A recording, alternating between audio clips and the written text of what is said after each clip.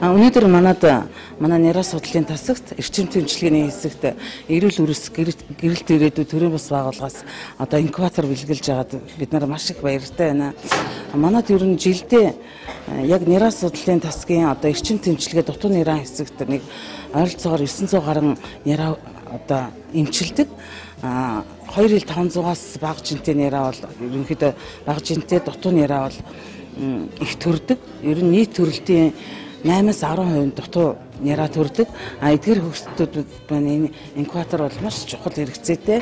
Хүүхдийг одоо дулаан байлгах тий, дулаан нөхцөл дэмжлэгээ асаргаа суулгааг дулаан байснараа хүүхэд бол одоо өвчин гүн зэрэхгүй амархан идэгрэх тий. Энэ бол маш хэрэгцээтэй тоног төхөөрөмж юм аа. Бид нар бол маш их баяртай байгаа. Ингээд энэ инкубаторт маань одоо олон хүүхдүүд одоо ингээд ороод эмчлэгдэх болно. Маш баяртай байгаа.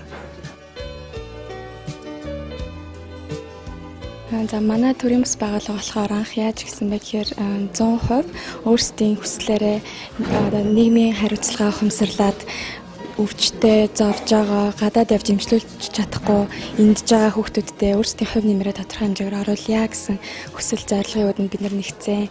Бид нар бол ашигын бус. Тэгээд өөрсдөө дандаа хуваарай ажилтай, сургуультай хүмүүсийг чөлөө цаг заваараа сэтгэл зүрхээ зориулаад явдаг байгаа. Тэгээд манай хандлагч ч гэсэндээ ямар нэгэн ашиг сонирхолтой нэр төрх өгөөгүй. Тэгээд Монголын хүүхдүүдийнхээ эрүүл мэндэд хувь нэмрээ оруулъя гэсэн хүмүүс хандив өргөдөг байгаа. Тэгээд манайх Facebook page болон өөрийн вебсайтаараа сурталчилгаа явуулдаг. Тэгээд одоогоор 3 төсөл хэрэгжүүлээд байна. Тэгээд одоо дараагийн төслийн судалгааны ажилдаа явж байгаа. Тэгээд дараагийн төслөө бид нэр боловсруулсныхаа дараа олон нийтэд танилцуулаад хандаа цуглуулж эхлэх болно. Тийм болохоор тухайн үед бид нарыг тусалж дэмжээрэй.